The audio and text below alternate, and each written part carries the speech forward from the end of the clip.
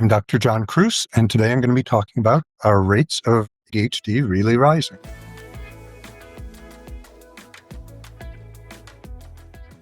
In the last year or two, several well-done, methodologically sound studies have been performed showing that the rates of ADHD and rates of stimulant prescribing, either in children, adolescents, adults, have all increased over the last 5 years. Most recent study that got a lot of attention was showing in children, so anyone under the age of 18, in 2016, 9.9% had ever received a diagnosis of ADHD in their lifetime, had gone up almost 1.5 to 11.4%. So every one of these studies, after they've come out, they've gotten lots of pushback and questions showing, oh, this shows we're overdiagnosing ADHD.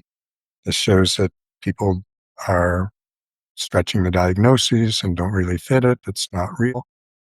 And yet, at the same time, and I could not find this just before I went to talk, a recent PTSD study found a rate, and I think it was in children, going from about 4% to about 8% meeting full criteria for PTSD.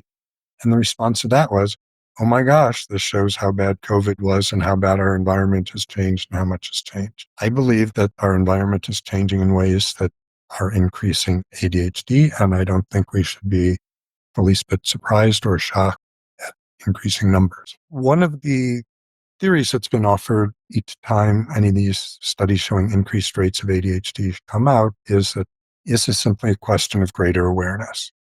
And when I started working with adults with ADHD in the mid-1990s, virtually nobody in the mental health world, certainly in the general population, understood or believed that ADHD could exist in adults. We've certainly done a lot to increase awareness and education in the last 30 years.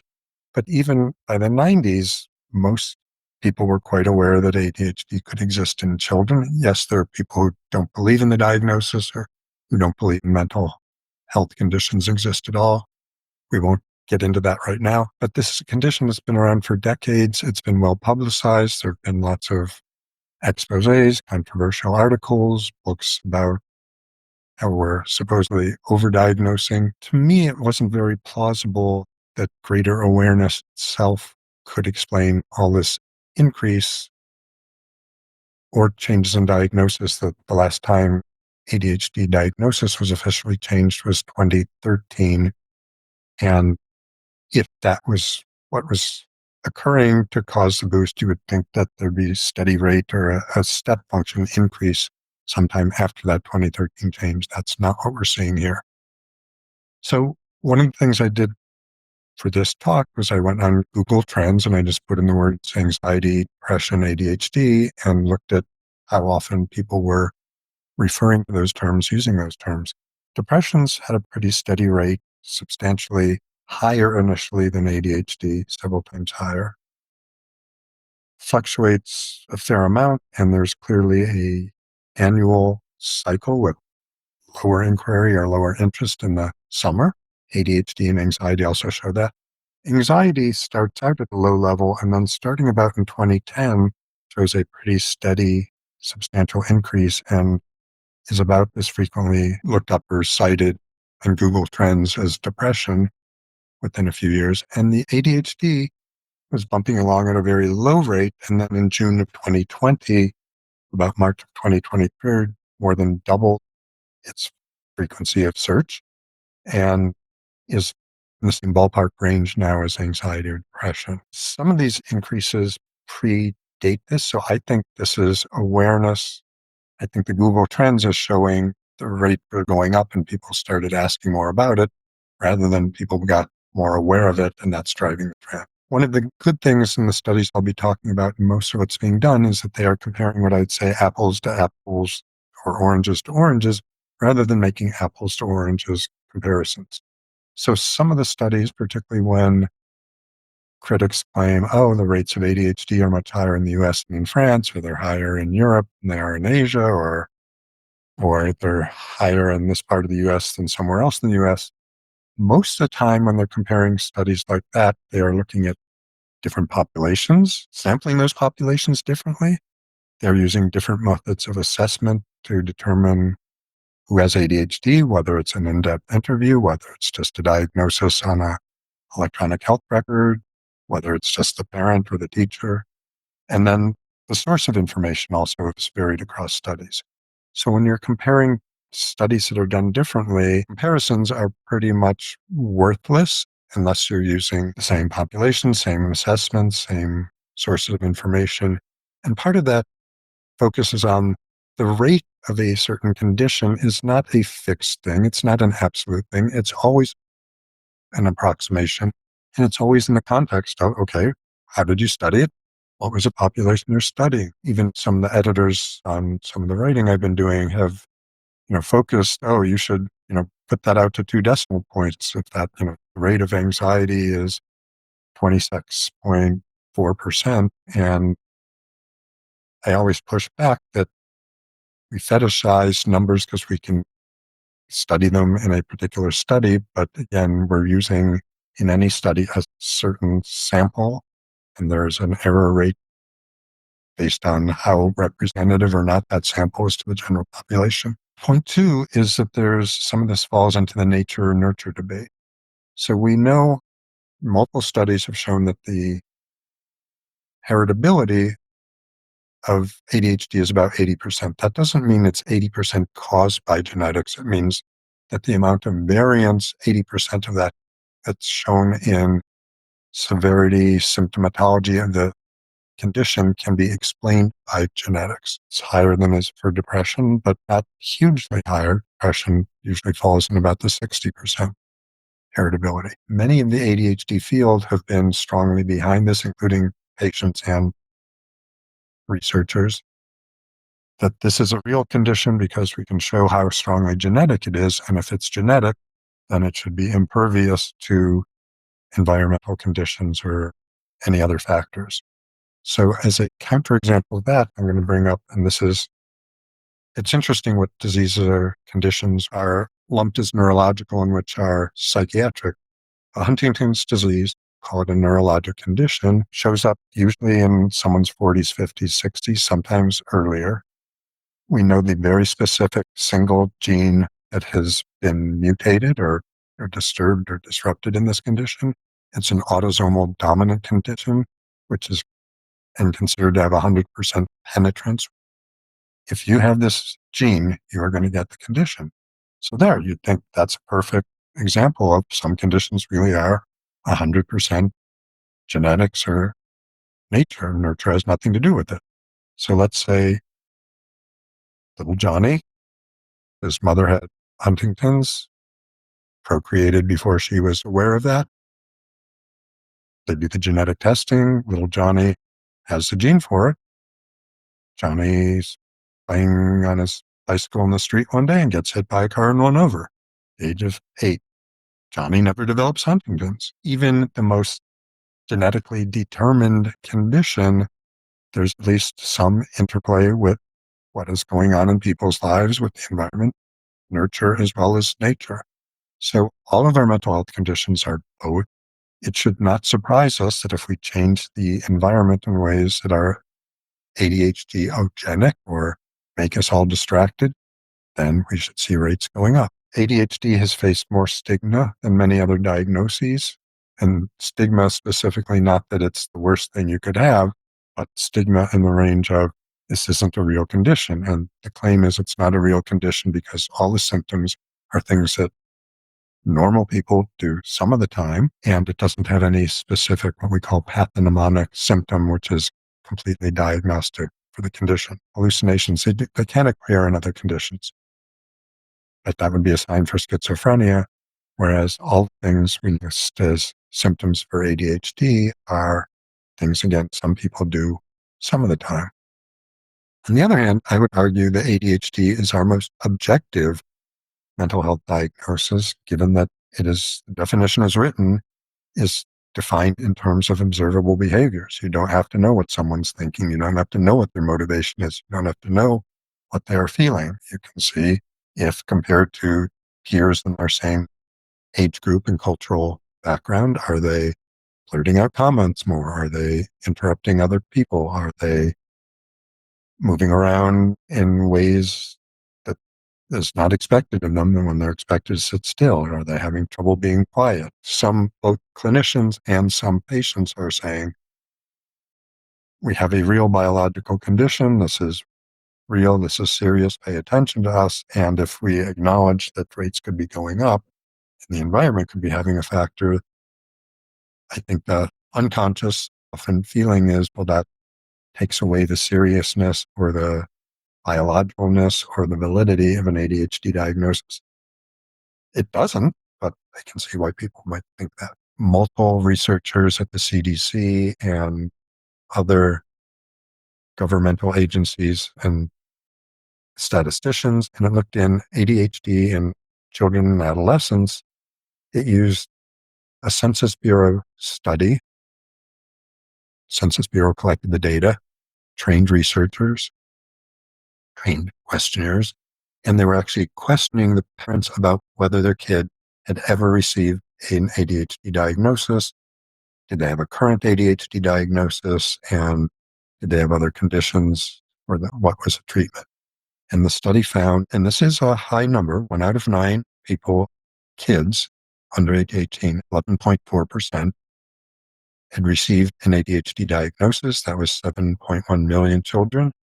And at the current moment, 10.5%. So that was, I think, about 92% of kids had currently an ADHD diagnosis. That means about 8% of the kids had received a diagnosis at one time, and that was either corrected because it wasn't accurate, or they had outgrown the ADHD. That same methodology was used in 2016, and in 2016, the rate was 9.9% instead of, again, 11.4% in 2022, and received a diagnosis, and 8.9 versus 10.5 had a current diagnosis of ADHD. So again, that was statistically significant. It's a measurable increase. And again, we're comparing apples to apples here. Some of the other results from this study was that about 78% of kids with ADHD had a co-occurring disorder. Of those kids diagnosed with ADHD, 54% had received ADHD medication and 44% received behavioral treatment. A lot of these kids received both because almost 30% had not received any ADHD specific treatment. So, which I would again argue is we are grossly undertreating ADHD rather than the claims that we are wildly overtreating it. Traditionally, there's been a substantial gender gap in ADHD diagnoses, with boys being much more frequently. So 30 years ago, it was about a 4-to-1 ratio. That's come down to less than a 2-to-1 ratio. And between 2016 and 2022, the gap had narrowed even further. Again, more boys are still being diagnosed, but it's a narrower gap. And the racial gap had also decreased. So even though there's a urban myth out there, in one of my earlier talks, I did talk about race and ADHD. So one of these urban myths is that ADHD is a widely used tool for social control to control little Black boys and give them a diagnosis so they can be drugged and not be problematic. In almost every study that's been done, Black kids have received lower rates of ADHD diagnoses, not higher rates than white peers. Another study that got a fair amount of attention about 6 months ago, and also Melissa Danielson of the CDC was the lead author on that. It used a completely different methodology, looked at an insurer's database, a very large insurer, and looked at what percent of the US population was filling stimulant prescriptions in 2016, comparing that to 2021. And the rate went from 3.6% of the total US population to 4.1% in 2021. That's a half a point increase, not a huge increase, but a measurable one, and occurring over just a span of 5 years, a significant one. A study that came out just in last month looked at rates of PTSD in adolescents, and I am making up these numbers, but they're as close as I can remember. The pre-COVID baseline was something about 4% of US children, adolescents met full criteria for ADHD, and it went up to 8% in just a 4 or 5 year period. And again, the response wasn't, oh, you must be misdiagnosing PTSD, or, oh, it's just because doctors are aware of PTSD now. It was, again, COVID and other things in our environment did a number on us, and it's not surprising that PTSD has gone up. There's this marked disparity in how we look at ADHD and how we look at PTSD. So I think there's 6 different groups of people that are muddying the waters here in terms of who gets an ADHD diagnosis. So one is a group who would have been traditionally diagnosed, meet the full criteria, have had symptoms since childhood, and, we've been diagnosing at least 4 or 5 or 6% of kids for decades. Again, it's gone up steadily, so now 10%. We know ADHD occurs on a spectrum. That's well established. There are subsyndromal cases of ADHD, people who have either not enough of the criteria or who show several of the criteria but don't show them quite to the frequency or quite the level of impairment, or have a lot of frequency of symptoms, but because of intelligence, because of support at home or other accommodations or factors, don't meet full criteria for ADHD. But we know that this is a potentially readily recruitable supply of people to be pushed over into full-blown ADHD.